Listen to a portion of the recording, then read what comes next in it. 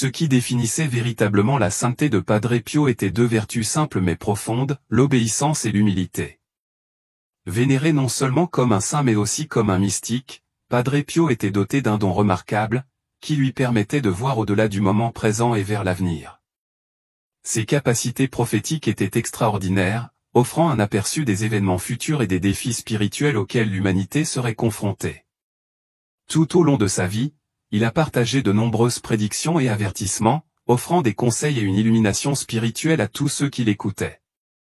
Alors qu'il approchait de la fin de son voyage terrestre, ses dernières paroles, prononcées avec les dernières forces qui lui restaient, faisaient allusion à un événement mystérieux prévu pour l'année 2025, un événement que, à l'époque, personne ne pouvait pleinement comprendre ou prédire.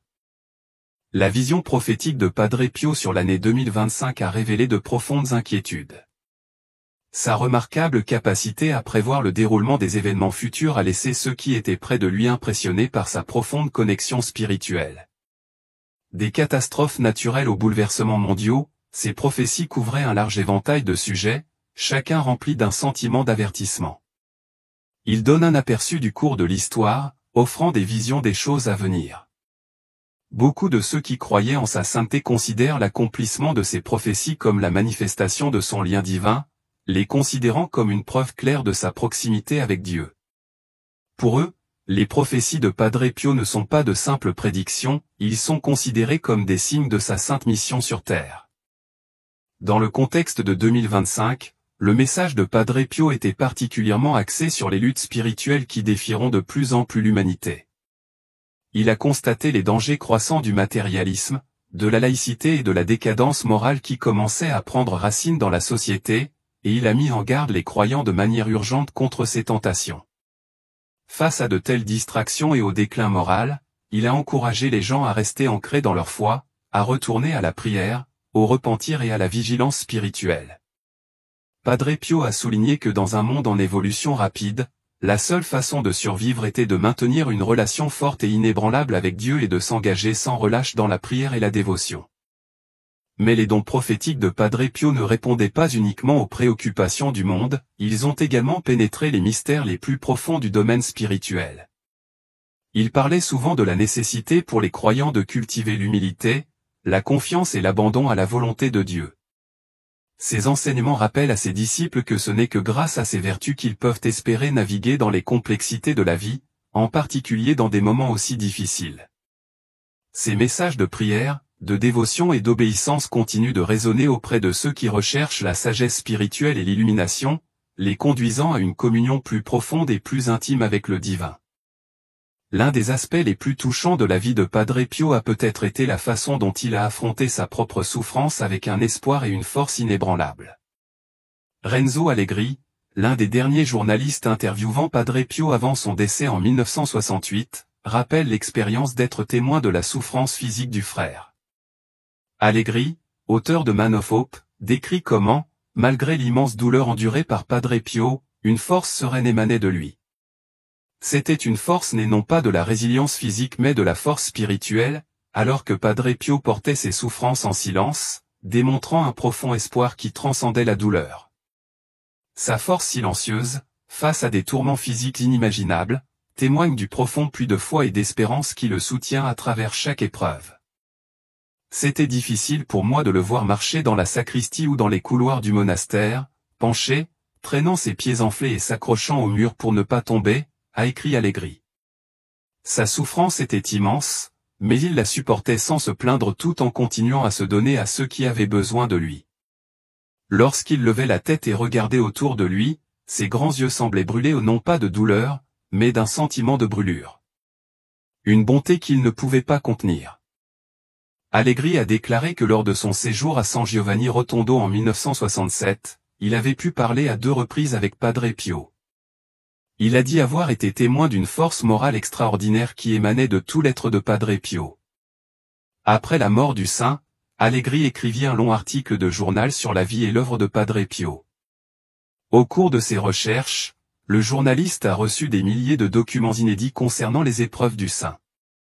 J'ai découvert quelque chose sur Padre Pio que peu de gens connaissaient, il avait enduré des souffrances incroyablement énormes tout au long de sa vie, composé de plus de persécutions, d'humiliations, d'accusations, de calomnies, de procès et de condamnations qu'on ne peut imaginer, a-t-il déclaré.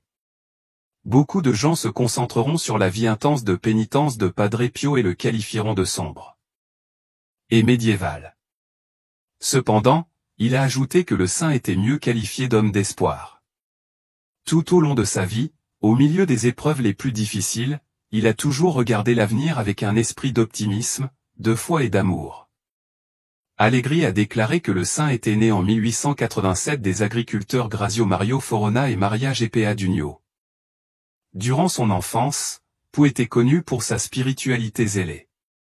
À 15 ans, il entre au noviciat des frères franciscains capucins de Morcone. La Première Guerre mondiale éclate en 1914 et Pau est enrôlé dans la 10e compagnie du corps médical italien. Il a été libéré peu de temps après pour des raisons médicales. En 1916, il s'installe au couvent des Capucins de la Dame de Grâce, situé à San Giovanni Rotondo. De nombreux miracles et souffrances extraordinaires ont été attribués à la vie de Pau. En plus de subir la bilocation et la lévitation, il avait également les stigmates, une exposition miraculeuse des blessures du Christ et subissait les attaques physiques du diable. Dans sa récente réflexion, Allegri rappelle les paroles du cardinal JPI, archevêque émérite de Gênes, qui a souligné la souffrance rédemptrice du Christ comme essentielle à la foi à une époque où elle était mal comprise.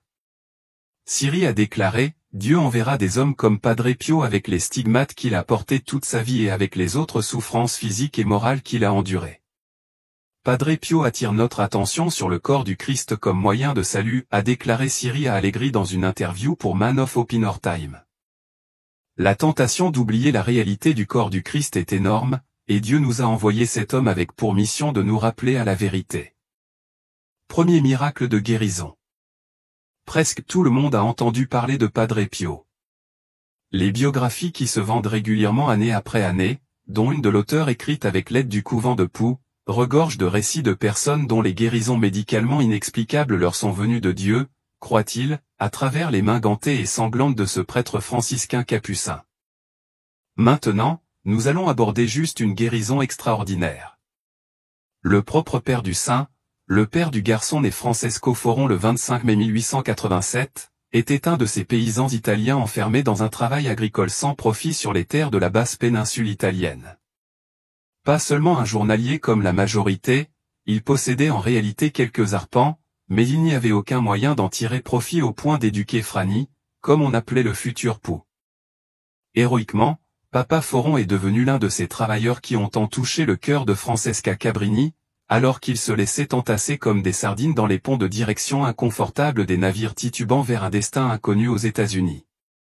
L'espoir de beaucoup, comme Foron, n'était pas une immigration permanente, mais des années de séparation, de discrimination et de travail loin de leur patrie bien-aimée. Ils recherchaient une vie meilleure pour ceux qui restaient au pays et une vieillesse décente pour eux-mêmes. Grâce aux travaux de Papa Foron dans des endroits comme Mahoningtown, en Pennsylvanie, et dans la communauté de Jamaïca, à Long Island, à New York, il a réalisé son rêve. Francesco a été libéré de l'école pour l'éducation qui a fait de Pau, un frère capucin. Quel sacrifice de papa, quel souci et prière de toute la famille et des confrères capucins, quel corps médical. Après 1908, aucun effort n'a été possible pour que le jeune capucin se sente suffisamment bien pour vivre dans un couvent, quel que soit le couvent auquel ses supérieurs l'avaient affecté. Ils ont choisi ceux dont le climat était le plus sain. Un pied dans la porte, et l'estomac de Pau commença à avoir des crampes et sa température a monté. Cela a duré près d'une décennie. Au fil des années, un certain nombre de médecins ont diagnostiqué la tuberculose. D'autres n'étaient pas d'accord.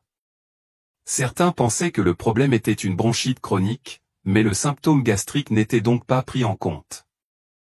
Un médecin de Naples, sans donner de nom sur l'état de Pau, a simplement déclaré qu'il était désespéré et en phase terminale. Mais chaque fois que le jeune frère trapu revenait dans son village natal, il commençait immédiatement à s'améliorer. Si sa condition physique s'est améliorée à la maison, sa confusion, sa peur et sa culpabilité ne se sont pas améliorées. Conseillé par lettre de tenter à nouveau de retourner dans un couvent, il répond, très humainement, il me semble que j'ai le droit et le devoir de ne pas me priver de la vie à 24 ans. Il me semble que Dieu le fait. Je ne veux pas que cela arrive. » Alors le jeune homme, que l'on croyait déjà saint dans sa ville natale, ajoute aussitôt dans sa lettre à son supérieur, « Considérez que je suis plus mort que vivant, et faites alors ce que vous jugerez bon, car je suis disposé à faire tout sacrifice s'il s'agit d'un cas d'obéissance. » Réprimandé par retour de courrier dans sa prochaine réponse, Pou mange une humble tarte avec des yeux raffinés et des mains tremblantes.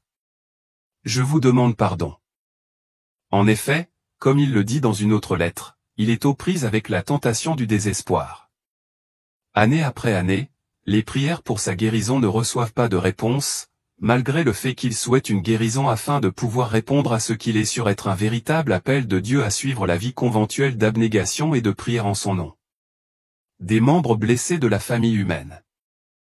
Il peut voir, tout comme son directeur spirituel, un homme sage dans le domaine du mysticisme, que la racine de toute sa maladie potentiellement mortelle n'est pas quelque chose comme un basilic tubal, mais quelque chose de spirituel. En d'autres termes, le domaine même qui est le lieu de tous ses espoirs et de ses rêves semble être la source de leur échec.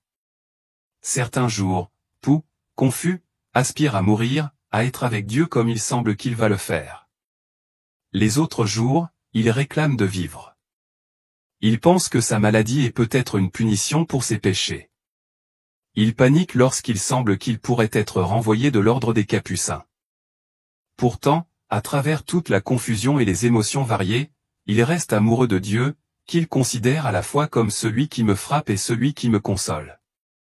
Étant donné que des démons apparaissaient à Pou à cette époque, le secouaient et le narguaient, son incapacité à rester dans une maison capucine peut être considérée comme une manifestation supplémentaire de leur travail. D'autres jugeront Pou comme un jeune homme aux prises avec des démons purement intérieurs.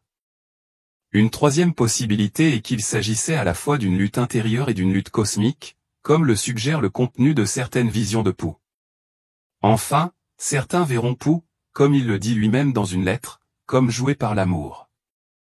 Dieu joue avec le mystique, le façonnant, comme il l'a fait avec de nombreux saints, à travers des souffrances insensées, en quelqu'un qui a espéré contre toute espérance, s'accrochant à la fois dans le désespoir et continuant à aimer Dieu même lorsqu'il semblait le traiter de la manière la plus peu aimante.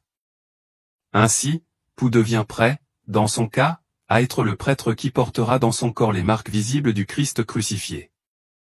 La guerre dont l'être tout entier de Pou et le champ de bataille entrent dans une nouvelle phase vers 1916.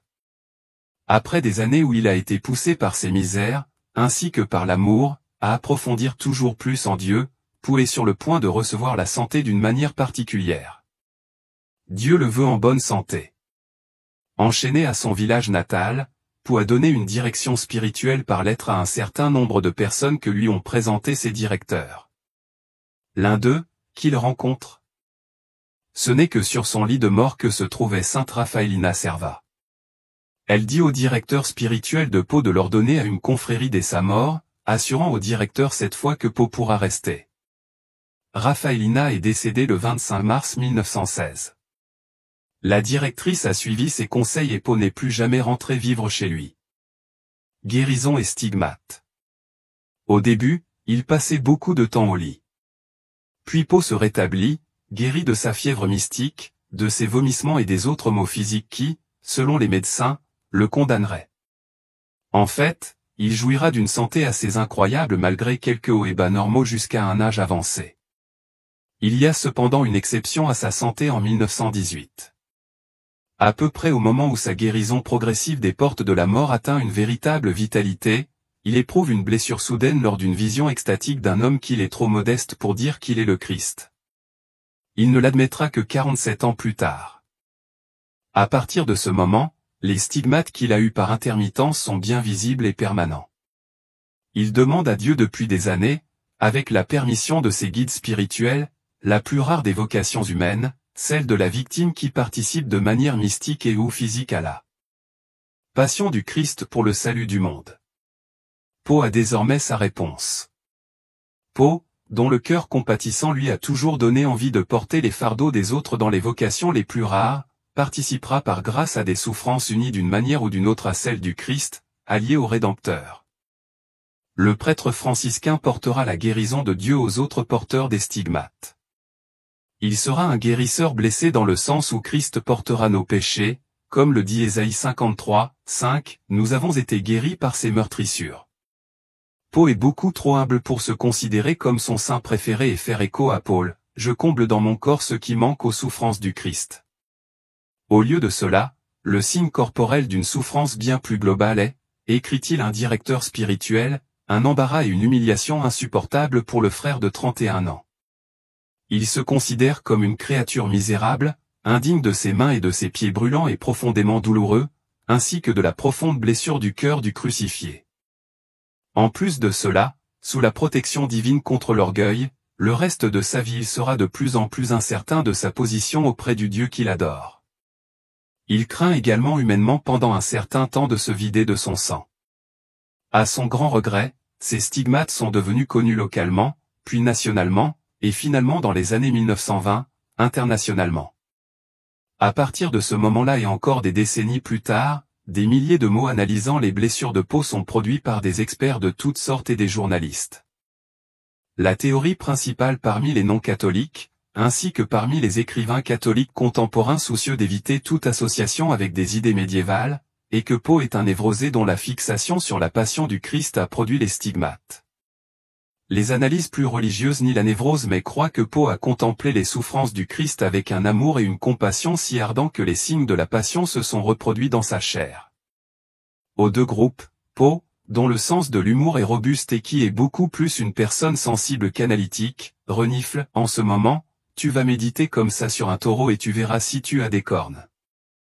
Lorsque la cause de Pau est ouverte plusieurs années après sa mort, la vision de Remarque, je n'ai pas terminé la dernière partie, car il semble que le paragraphe ait été coupé. N'hésitez pas à fournir le reste si vous souhaitez que je le termine. Le Christ, au cours duquel Padre Pio a reçu les stigmates, n'était pas considéré comme une preuve que les stigmates étaient un événement surnaturel. Les visions, même chez les saints, peuvent avoir leur origine dans le moi ou chez les démons, mais elles ont été reconnues comme une preuve corroborante à la lumière de facteurs s'opposant à la névrose. Le plus important d'entre eux était peut-être la façon dont Padre Pio était perçu par ceux qui le connaissaient le mieux, les frères qui vivaient avec lui. Ils décrivent un homme équilibré, aimable, terre à accent grave-terre et plein d'humour, n'hésitant pas à se moquer de lui-même. Tous ceux qui l'ont connu, laïcs et frères, ont prouvé la vertu héroïque de Padre Pio dans une vie passée au service des autres par amour de Dieu. Il y avait les mystères physiques. Le stigmate du sang, même lorsqu'il était vieux et aurait dû être putréfié, était agréablement parfumé. Toutes les blessures non stigmatisées subies par Padre Pio guérissent normalement. Les stigmates, même lorsqu'ils étaient bandés, traités et gardés sous étroite surveillance dans le cadre d'études ordonnées pour s'assurer qu'ils n'étaient pas provoqués ou altérés, n'ont pas guéri en raison de la perte de sang quotidienne due aux 5 blessures. L'état de Padre Pio aurait dû exiger une attention particulière en matière de nutrition et de repos. En fait, son apport quotidien de 300 à 400 calories, et parfois moins, et ses 2 à 4, le plus souvent 2, heures de sommeil la nuit, ne fournissent pas une justification physiologique de la façon dont, pendant 50 ans, Padre Pio a effectué un exercice quotidien des plus exigeants, toute la journée, pour le grand nombre dont il entendait les confessions et les supplications, un par un, dans son confessionnal en bois sans air. Perdant du sang, estimé à 1 tasse par jour, et mangeant principalement quelques cuillerées de légumes ou de pâtes, et occasionnellement des œufs, il n'était même pas anémique. Le verdict d'un médecin en visite, Padre Pio est un homme mort, car vivre avec si peu de choses tout en travaillant si dur est clairement impossible pour un vivant. L'ensemble de cette guérison extraordinaire, englobant une blessure continue, ne devient explicable que s'il est inséré dans une analyse de la complexité du corps, de l'esprit et de l'âme.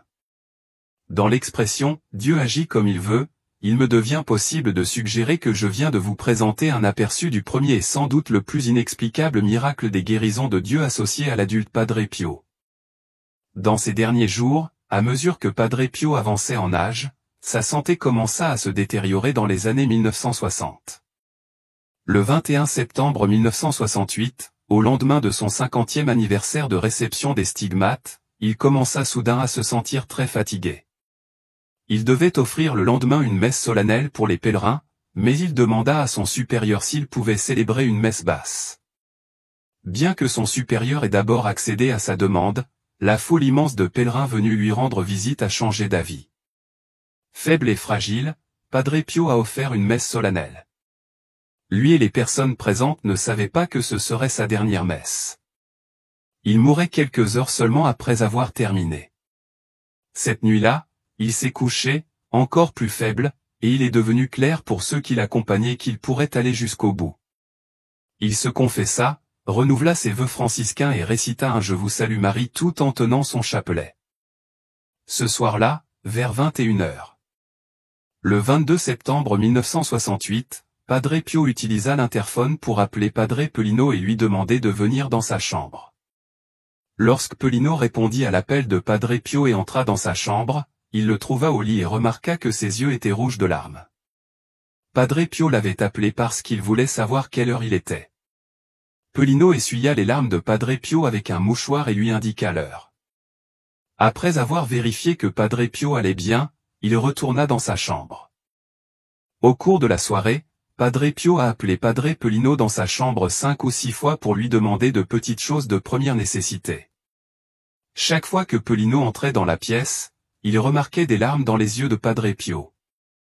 Néanmoins, Padre Pio a plaisanté avec lui en l'appelant Don Pelino plutôt que comme d'habitude, mon fils, ou, mon frère. Il l'appelait toujours Don Pellegrino chaque fois qu'il voulait le faire rire. Vers minuit, Padre Pio a demandé à Padre Pelino s'il voulait rester dans sa chambre avec lui, et il a été heureux de le faire. Habituellement, Padre Pelino était assis dans le fauteuil, mais cette nuit-là, Padre Pio voulait qu'il s'assoie juste à côté de son lit. Il prit la main du père Pelino dans la sienne. Et le tenant fermement, Padre Pio se mit à trembler comme un enfant effrayé. Toutes les quelques minutes, il voulait connaître l'heure. Padre Pellegrino ne savait pas quoi en penser. C'était presque comme s'il avait rendez-vous avec quelqu'un. Il continua de regarder les larmes couler des yeux de Padre Pio et resta près de lui. Un peu après minuit, Padre Pio a demandé à Padre Pellegrino s'il avait célébré la messe. « Père spirituel, il est trop tôt pour dire la messe, » répondit Padre Pellegrino. « Aujourd'hui, vous célébrerez la messe pour moi, » a déclaré Padre Pio.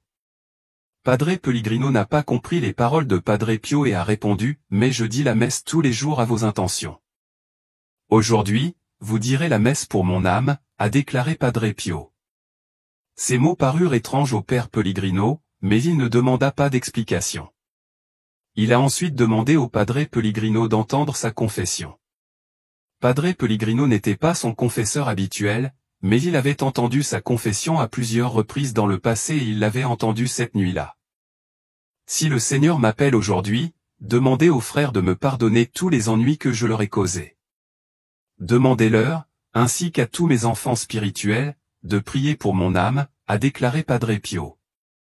Padre Pellegrino lui assura qu'il n'avait pas à s'inquiéter, car il lui restait encore beaucoup de temps à vivre.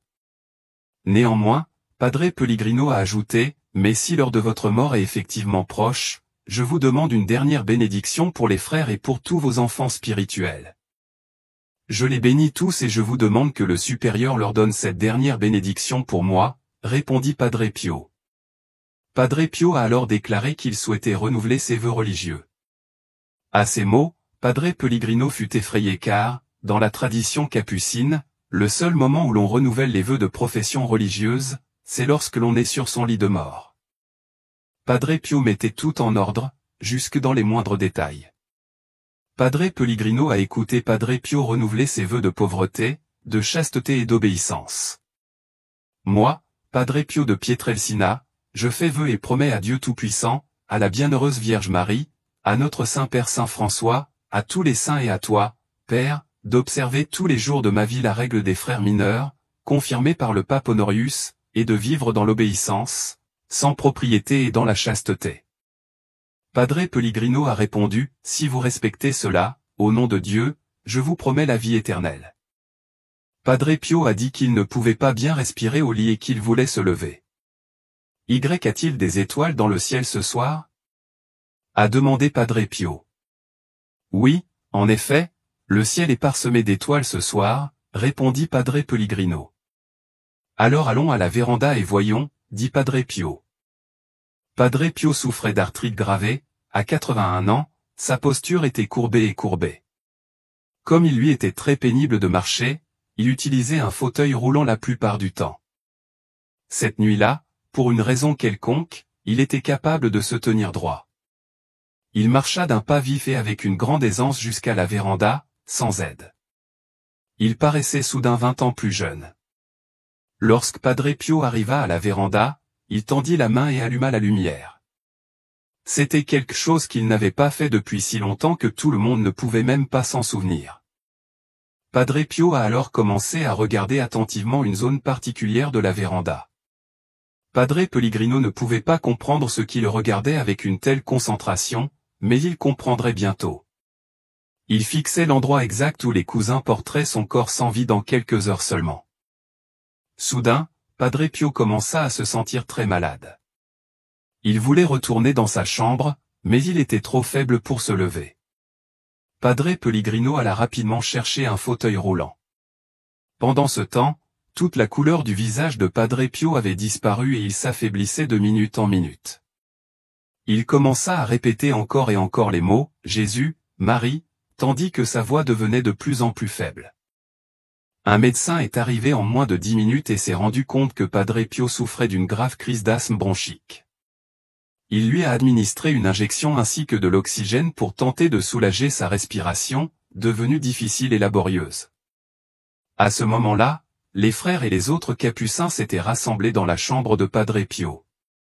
Pendant que les médecins faisaient de leur mieux pour l'aider, les capucins s'agenouillaient à côté de lui et priaient, le Notre Père, l'Ave Maria, la prière pour une sainte mort et la prière à Saint Paul. Joseph, patron des mourants. Ensemble, les capucins répètent. Jésus, Marie et Joseph, je vous donne mon cœur et mon âme. Jésus, Jésus, Marie et Joseph, assistez-moi dans ma dernière agonie. Jésus, Marie et Joseph, que mon âme expire complètement en vous. Les huiles saintes furent préparées et le père Paolo donna les derniers rites à Padre Pio. Padre Pio était pleinement conscient et très conscient de tout ce qui se passait. Ses pieds et ses mains devenaient très froids et il transpirait abondamment.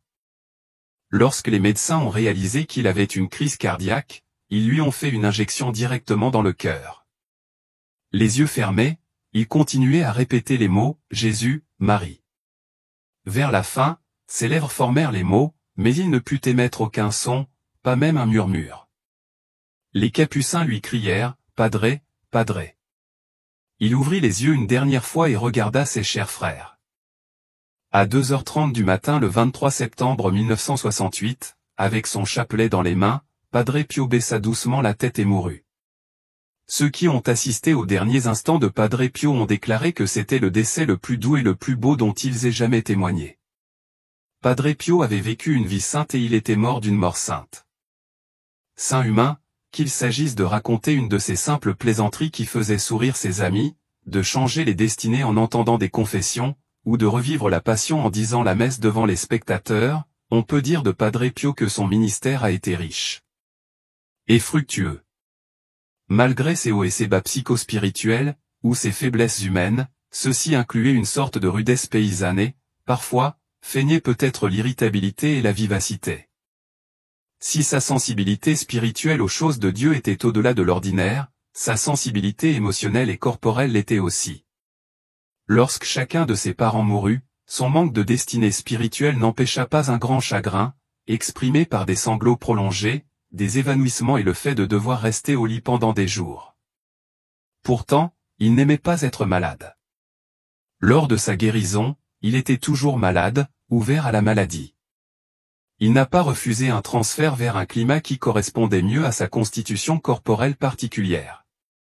Il exprimait ses frustrations lorsqu'il était malade à son mentor et suppliait d'autres frères et amis laïcs de prier pour lui, parfois de toute urgence. Durant la période de sa grandeur spirituelle, il n'hésitait pas à crier à haute voix, « Pourquoi pars-tu sans me guérir ?» À la Vierge Marie, et avec cette supplication, j'ai accepté avec joie et j'ai parlé avec joie de la fin d'une maladie. Après ces stigmates, Dieu l'a laissé vivre dans le flou sur son état spirituel, est-ce que je plais à Dieu? Il s'inquiète, tout en assurant ses enfants spirituels de l'amour de Dieu pour eux. À un âge avancé, un certain nombre de pathologies lui causent de graves problèmes respiratoires. L'incapacité de respirer librement peut déclencher des sentiments de panique ou de dépression. Padre Pio a souffert de dépression. Une partie de cela était aussi souvent préoccupée par le fardeau qu'il devenait pour l'autre. Frère, alors que son corps s'effondrait lentement. À tout cela s'entrelaçait un cœur immense de compassion et une grande douceur humaine. Les idées prophétiques de Padre Pio offrent une source intemporelle de sagesse et de conseils aux croyants qui naviguent dans les complexités du monde moderne. Ses prédictions sur les événements futurs, ses avertissements sur les défis spirituels et ses idées sur la divine providence continuent de trouver un écho auprès des chercheurs de vérité. Alors que nous réfléchissons à l'héritage prophétique de Padre Pio, puissions-nous tenir compte de ces paroles de sagesse, cultiver une relation plus profonde avec le divin et rester ferme dans notre foi au milieu des épreuves et des tribulations de la vie. Être dans les moments d'épreuve mentale, nous avons récemment découvert Padre Pio comme consolateur et intercesseur dans ces moments difficiles. Sa célèbre phrase, « Priez, espérez et ne vous inquiétez pas », souligne son message significatif de triomphe sur les défis mentaux. Padre Pio a souffert bien plus que nous ne pouvons l'imaginer. Il a souffert de maladies aiguës toute sa vie, notamment de bronchite, d'arthrite et de migraine. Il a enduré des épreuves spirituelles, notamment des visions de démons, avec lesquelles il a même lutté. Durant les jours tumultueux de la Première Guerre mondiale, il fit une offrande extraordinaire à Dieu, s'engageant comme victime pour la fin rapide de la guerre. Cet acte profond d'abnégation lui apporta un tourment intérieur insupportable, une angoisse profonde et persistante qui le hantera pendant de nombreuses années. Son âme était transpercée d'une douleur si intense qu'elle le conduisait à des pleurs et des soupirs sans fin, accompagnés du sentiment obsédant que Dieu avait détourné son visage de lui dans ce moment de profonde souffrance. Un soir du 5 août, alors qu'il entendait les aveux des garçons, une expérience terrifiante lui arriva. Sans avertissement, ses yeux furent frappés par la vision d'une figure céleste, dont la présence le remplit immédiatement d'effroi. Ce personnage mystérieux tenait dans sa main une arme d'une terreur inimaginable, une lame d'acier longue et tranchante qui semblait briller d'un feu d'un autre monde. À l'instant où cette image apparut devant lui, la silhouette lança l'arme directement dans son âme avec une force immense. Le choc l'envahit, avec un cri de douleur, il eut l'impression de mourir. Au milieu de cette agonie, il a demandé au garçon de partir, car il ne pouvait plus supporter le poids de sa souffrance. Son corps était faible et ses forces l'avaient abandonné. S'ensuivit un tourment continu qui dura jusqu'au matin du 7 août. Durant ces jours, il a enduré un niveau de douleur indescriptible. Ses entrailles furent déchirées par la force invisible de l'arme, une rupture qui ne laissa aucune partie de lui intacte.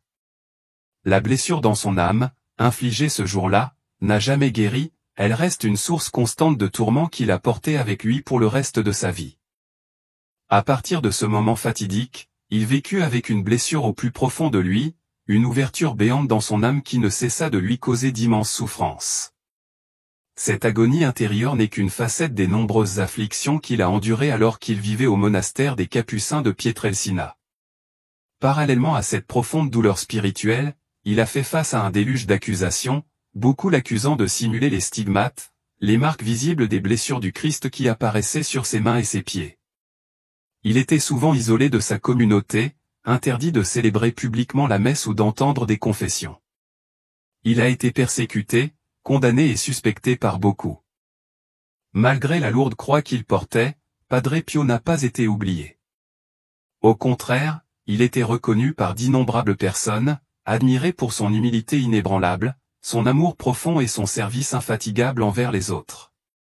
Même face à de telles épreuves, sa réputation de saint grandit et les gens affluèrent vers lui pour obtenir des conseils spirituels. Sa sagesse était simple mais profonde. Il a exhorté tout le monde à assister à la messe quotidienne, à se confesser chaque semaine et à procéder quotidiennement à un examen de conscience. Il a souligné l'importance d'examiner ses défauts, de chercher réconfort et force dans le Christ à travers l'Eucharistie et de se tourner vers Marie à travers le chapelet. Surtout, il encourage les gens à faire confiance à la grâce de Dieu, en demandant la purification et la transformation par l'intercession de saint Paul. Père Pio. Son héritage ne se définit pas par une vie facile ou une absence de souffrance. Au contraire, il a enduré des souffrances que la plupart d'entre nous ne pourraient jamais imaginer, une vie remplie d'épreuves, de douleurs physiques et de fardeaux spirituels. Mais ce qui le distingue vraiment, c'est son message d'espoir. Sa vie témoigne du pouvoir de la prière, de l'espoir face au désespoir et de la confiance en Dieu même dans les circonstances les plus difficiles. Son célèbre conseil, priez, espérez et ne vous inquiétez pas, résonne à travers les âges, offrant réconfort et sagesse à tous ceux qui font face à des difficultés. Comment alors vivre sans inquiétude? La réponse de Padre Pio est simple mais profonde, nous devons nous accrocher au Seigneur de tout notre cœur. Nous devons attiser la flamme de notre amour pour lui et pour sa mère, Marie, et permettre à cet amour de nous porter même dans les moments les plus sombres.